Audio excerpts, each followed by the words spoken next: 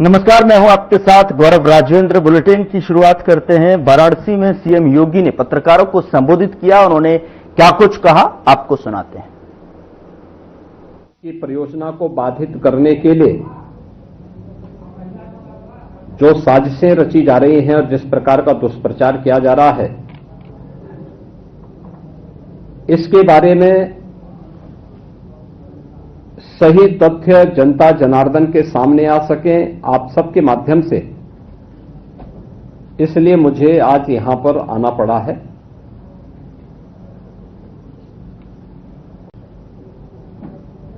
हर व्यक्ति जानता है काशी अविनाशी है। काशी के प्रति हर सनातन धर्मावलंबी और हर भारतवासी अपार श्रद्धा का भाव रखता है।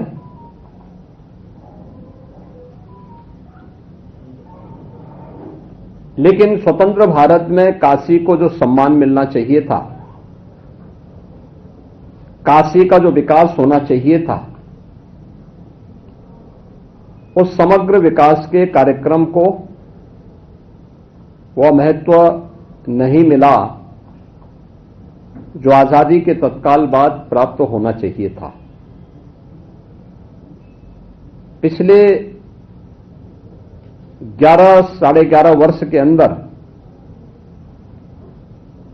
काशी एक बार फिर से अपनी आध्यात्मिक और सांस्कृतिक विरासत का संरक्षण करते हुए उनका संवर्धन भी कर रहा है और भौतिक विकास के कार्यों के माध्यम से एक नई ऊंचाइयों को भी प्राप्त कर रहा है।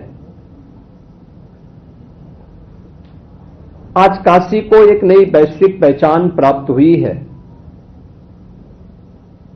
और इस काशी के बारे में जो काशी के ही प्रतिनिधि के रूप में देश की संसद में काशी का प्रतिनिधित्व, यह हम सब का सौभाग्य है कि देश के यशस्वी प्रधानमंत्री श्री नरेंद्र मोदी जी करते हैं।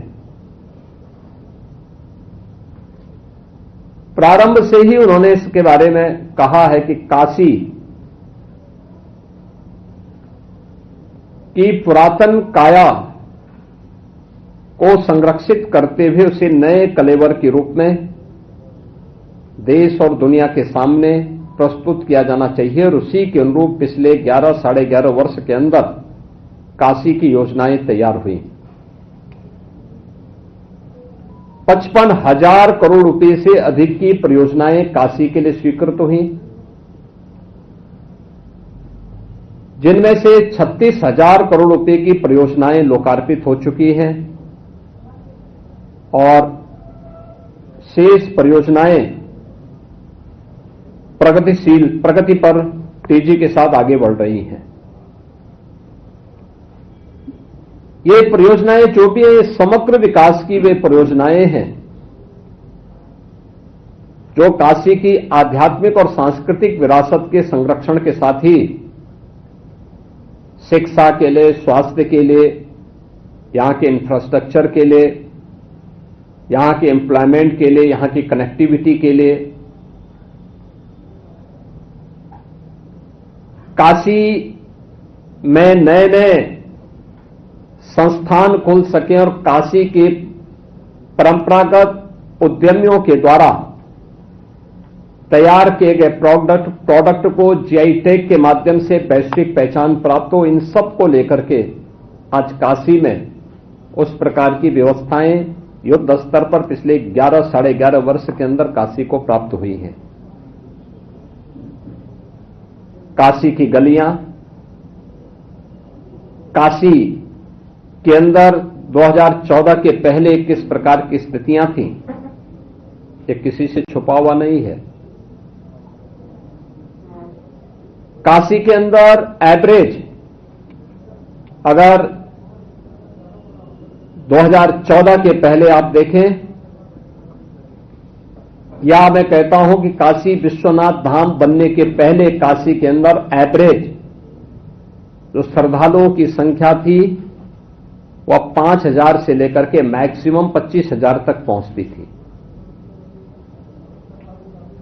आज उसी काशी में एवरेज जो श्रद्धालुओं की संख्या है वह 1.25 लाख से लेकर के 1.5 लाख है प्रतिदिन की। और पीक सीजन में यानी श्रावण के मास में शिवरात्रि के आयोजन के अवसर पर और अन्य आयोजनों में यह संख्या 6 लाख से लेकर के 10 लाख तक पहुंचती है। अकेले गत वर्ष ही काशी में 11 करोड़ से अधिक श्रद्धालुओं ने काशी में बाबा विश्वनाथ धाम में दर्शन किया। काशी के समग्र विकास को उन्होंने देखा और काशी के अंदर चंदौली, महोबा, अमेठी, शामली, हाथरस और औरैया के एकीकृत न्यायालय परिसर के बदादे के शिलान्यास के लिए कार्यक्रम का आयोजन किया गया। तो वहीं आपको बता दें कि जिसमें सीजीआई सूर्यकांत ने शिरकत की और इस मौके पर यूपी के सीएम योगी आदित्यनाथ भी मौजूद रहे।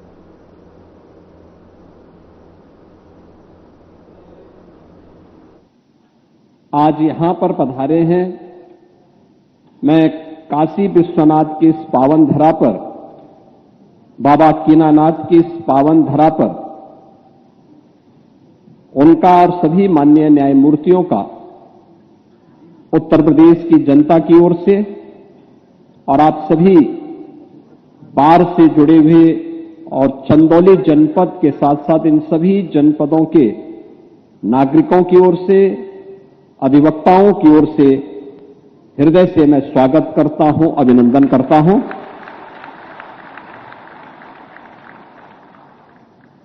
आज का दिन उत्तर प्रदेश के देश से अत्यंत महत्वपूर्ण दिन है और महत्वपूर्ण दिन इस बात को लेकर के कि यहां की न्यायपालिका के इतिहास के एक नए पृष्ठ का सृजन हो रहा है। मुझे याद है कि अपनी एक यात्रा के दौरान उच्चतम न्यायालय के हमारे आज के मुख्य न्यायाधीश माननीय श्री सूर्यकांत जी ने इस बात का उल्लेख किया था कि न्याय सहजता के साथ प्रत्येक नागरिक को उपलब्ध हो सके, इसके लिए आवश्यक है कि कुछ ऐसे मॉडल बनने चाहिए जो इंटीग्रेटेड हो, एक छत के नीचे हो। हम सब इस बात को जानते हैं कि आदरणीय प्रधानमंत्री श्री नरेंद्र मोदी जी ने 2014 में आने के बाद देशवासियों को ईज ऑफ डूइंग बिजनेस और ईज ऑफ लिविंग के लक्ष्य को प्राप्त करने के लिए तमाम प्रकार के रिफॉर्म किए। इंफ्रास्ट्रक्चर को देश के अंदर अत्याधुनिक बनाने की दिशा में कदम बढ़ाए। आदरणीय प्रधानमंत्री जी की प्रेरणा और प्रयागराज के उस कार्यक्रम में जब आज के मुख्य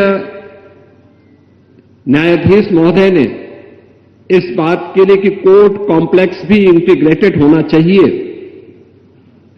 हम लोगों ने उत्तर प्रदेश के अंदर कार्य करना प्रारंभ किया।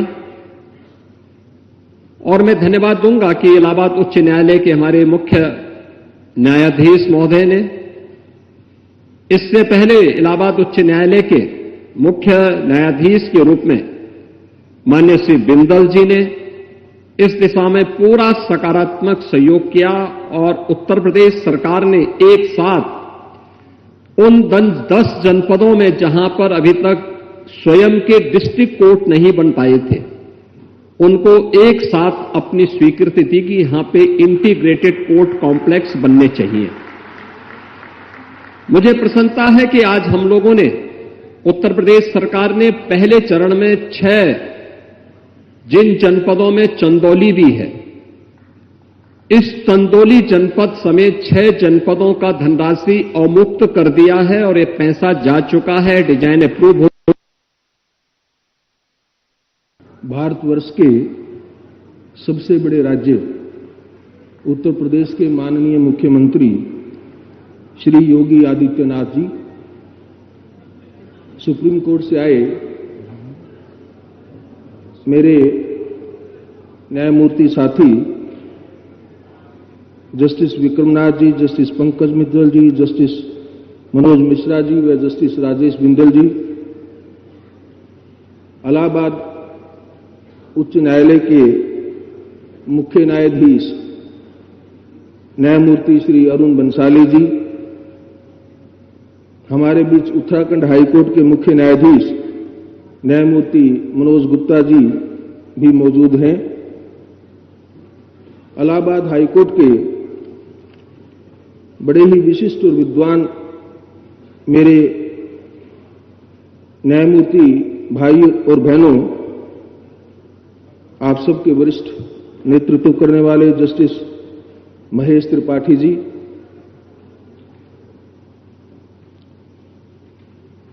उत्तर प्रदेश सरकार के माननीय मंत्रीगण, उत्तर प्रदेश के माननीय महाधिवक्ता जी,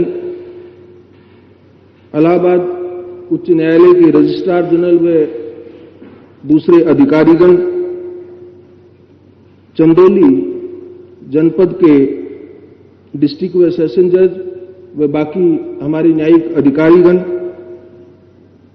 उत्तर प्रदेश सरकार से आए सिविल और पुलिस के सभी वरिष्ठ अधिकारीगण, चंदौली के कलेक्टर और एसएसपी व अन्य अधिकारीगण, चंदौली बार के सीनियर व दूसरे एडवोकेट्स, बहनों और भाइयों, आप जो इस कार्यक्रम में शामिल होने के लिए आज पधारे हैं, आपके साथ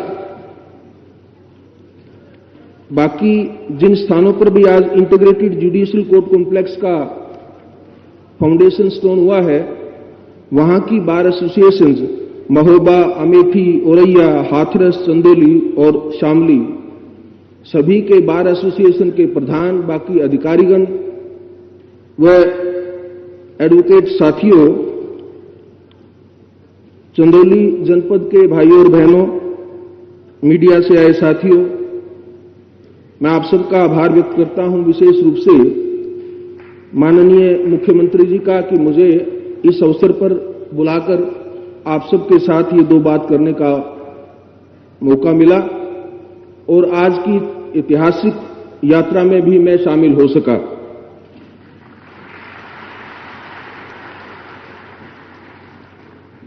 जैसा माननीय मुख्यमंत्री जी ने बताया, ये क्षेत्र बाबा स्वामीनाथ व अनेकों ऐतिहासिक धार्मिक मंदिरों के लिए प्रसिद्ध है, पर उसी इतिहास में आज एक नई कड़ी उन्होंने जोड़ी है, जब यहां पर न्यायिक मंदिरों की भी एक स्थापना की जा रही है।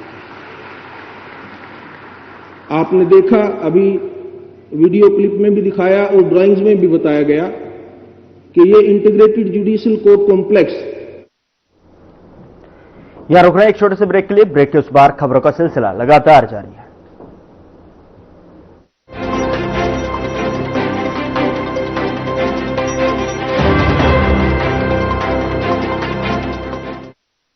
कुछ लोग खाते पीते तो बहुत बढ़िया हैं, पर फिर भी उनकी सेहत नहीं बनती।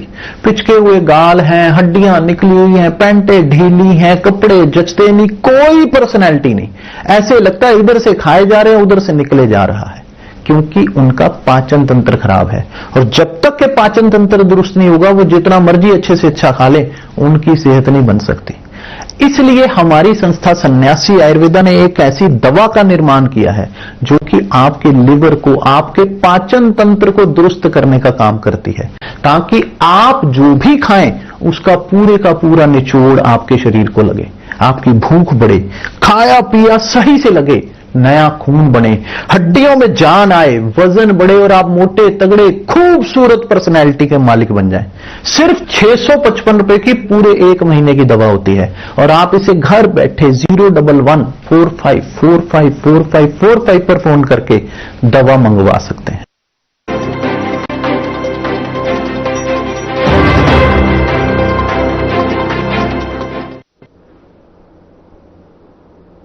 ब्रेक के बाद स्वागत है आपका। खबरों में आगे बढ़ते हैं। पीएम मोदी ने पश्चिम बंगाल को बड़ी सौगात देते हुए मालदा से पहली वंदे भारत स्लीपर ट्रेन को हरी झंडी दिखाकर रवाना किया है। इससे पहले हावड़ा और गुवाहाटी के बीच में न सिर्फ यात्रा का समय कम होगा बल्कि पर्यटन को भी बढ़ावा मिलेगा।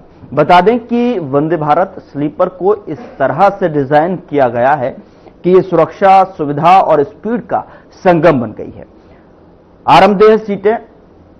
आरामदेह सीटें इस ट्रेन की और शोभा बढ़ाती हैं और साथ बता दें कि सुविधाजनक सीढ़ी, बेहतर कनेक्टिविटी, बेहतर ट्रेन बनाते हैं और 16 कोच वाली इस ट्रेन में 823 यात्रियों के लिए जगह है। ये ट्रेन 180 किलोमीटर प्रति घंटे की रफ्तार से दौड़ सकती है।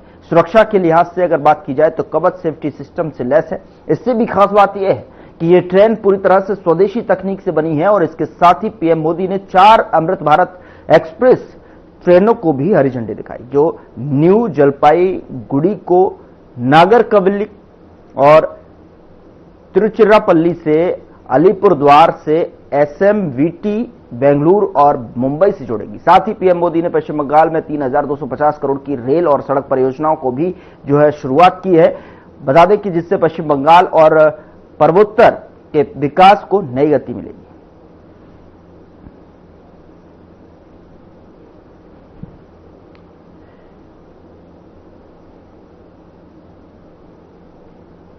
उधर पश्चिम बंगाल के मालदा में पीएम मोदी ने एक जनसभा को संबोधित किया और पीएम ने क्या कुछ कहा आपको सुनाते हैं।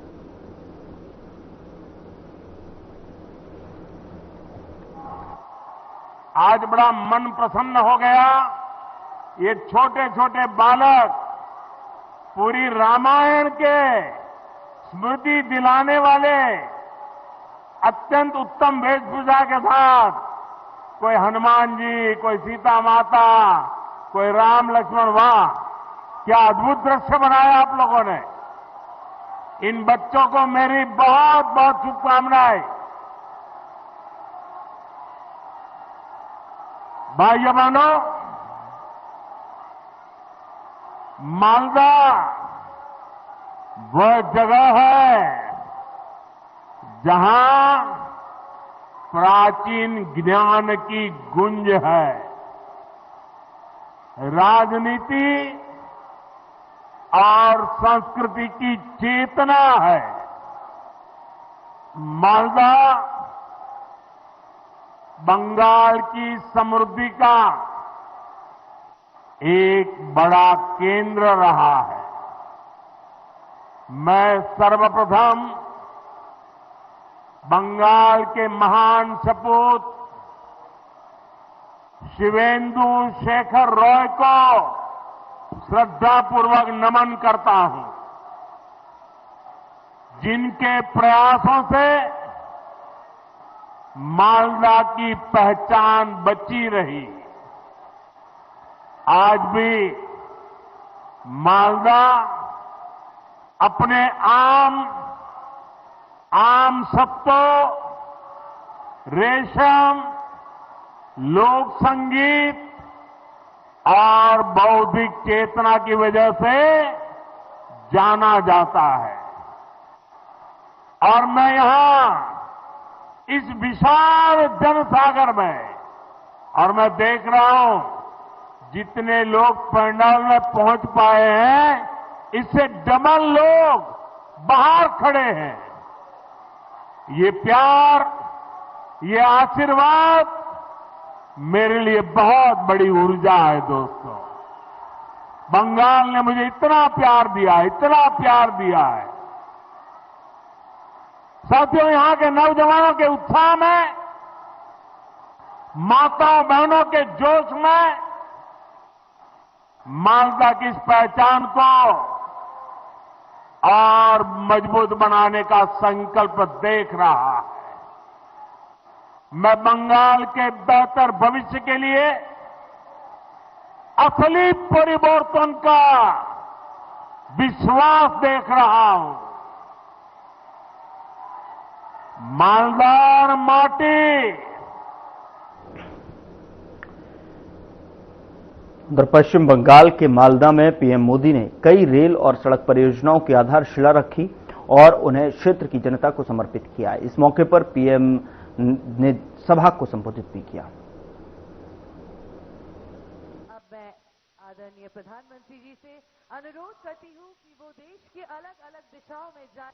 पश्चिम बंगाल के राज्यपाल सीवी आनंद बोस जी, केंद्रीय मंत्रिमंडल के मेरे सहयोगी अश्विनी वैष्णव जी, शांतनु ठाकुर जी, सुकांता मजूमदार जी, पश्चिम बंगाल में नेता विपक्ष शुभेंदु अधिकारी जी, संसद में मेरे साथी श्रमिक भट्टाचार्य जी, खगेन मुर्मू जी, कार्तिक चंद्र पॉल जी, अन्य जनप्रतिनिधिगण, देवी और सज्जनों, आज मालदा से पश्चिम बंगाल की प्रगति को गति देने का अभियान और तेज हुआ है। थोड़ी देर पहले पश्चिम बंगाल के विकास से जुड़े अनेक प्रोजेक्ट का शिलान्यास और लोकार्पण हुआ है। नई रेल सेवाएं पश्चिम बंगाल को मिली हैं। इन प्रोजेक्ट से यहां के लोगों के लिए यात्रा आसान होगी और व्यापार कारोबार भी आसान बनेगा। यहां जो ट्रेन मेंटेनेंस से जुड़ी नई सुविधाएं बनी हैं, इससे बंगाल के नौजवानों को नए अवसर मिलेंगे। साथियों, बंगाल की इस पावन भूमि से आज भारतीय रेल के आधुनिकीकरण की तरफ एक और बड़ा कदम उठाया गया है। आज से भारत में वंदे भारत स्लीपर ट्रेनों की शुरुआत हो रही है। ये नई वंदे भारत स्लीपर ट्रेन देशवासियों के लंबे सफर को और आरामदायक बनाएगी, शानदार बनाएगी, यादगार बनाएगी। विकसित भारत की ट्रेनों ये कैसी होनी चाहिए, इस वंदे भारत स्लीपर ट्रेन में आप साफ साफ नजर आता है। थोड़ी देर पहले मालदा स्टेशन पर मैं कुछ यात्रियों से बातचीत कर रहा था। हर कोई कह रहा था कि इस ट्रेन में बैठकर एक उन्हें अद्भुत आनंद हुआ। कभी हम तस्वीरों में, वीडियो में विदेशों की ट्रेनों को देखकर कहा करते थे। उधर लखनऊ स्थित बीजेपी प्रदेश मुख्यालय में पार्टी के राष्ट्रीय प्रवक्ता डॉक्टर सुधांशु त्रिवेदी ने प्रेस कॉन्फ्रेंस की। उन्होंने क्या कुछ कहा, आपको सुनाते हैं। को लेकर अखिलेश जी के स्वयं के बयान बड़े विचित्र और विडंबनापूर्ण हैं। जब उनको कभी यह लगता है कि उनके वोटर जुड़ गए हैं एसआईआर में, तो वो बड़े खुश हो जाते हैं और वो कहते हैं भाजपा के वोटर कट गए हैं। फिर उन्हें लगने लगता नहीं अब उनके वोट कट रहे हैं और भाजपा के वोट जुड़ रहे हैं। तो मैं उनसे पूछना चाहता हूं कि भाई साहब, कटे में भी आप हैं और जुड़े में भी आप हैं। ये समझ ही नहीं आ रहा है कि कहां खड़े आप हैं। तो इसलिए आज देश की जनता बहुत स्पष्ट रूप से देख चुकी है कि दो विकल्पों के बीच में चुनाव है। एक, श्री नरेंद्र मोदी जी के नेतृत्व में सामाजिक समरसता, सौहार्द, सांस्कृतिक गौरव के साथ विकास के पथ पर बढ़ता हुआ एक भारत श्रेष्ठ भारत का विकल्प, और दूसरी तरफ वर्ग और प्रांत में बटा हुआ, उत्तर और दक्षिण में बटा हुआ, जातियों में बटा हुआ और आपस में लड़ते हुए गठबंधन के हाथ में भारत तेरे टुकड़े होंगे इंशाअल्लाह के समर्थन करने वाले और ऐसे लोगों को भटके नौजवान कहने वाले लोगों का एक बिखरा हुआ विकल्प।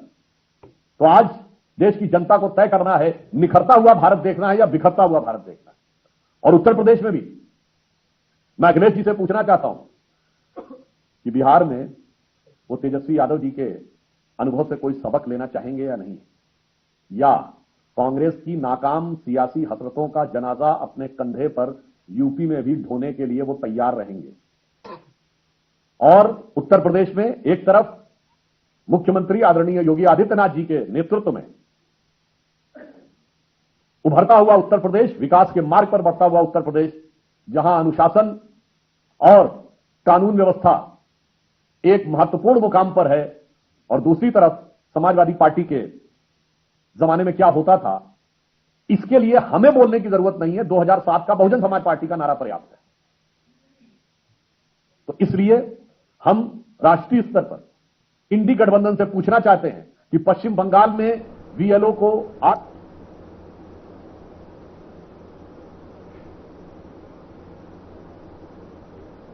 फिलहाल बुलेटिन में इतना ही। नमस्कार।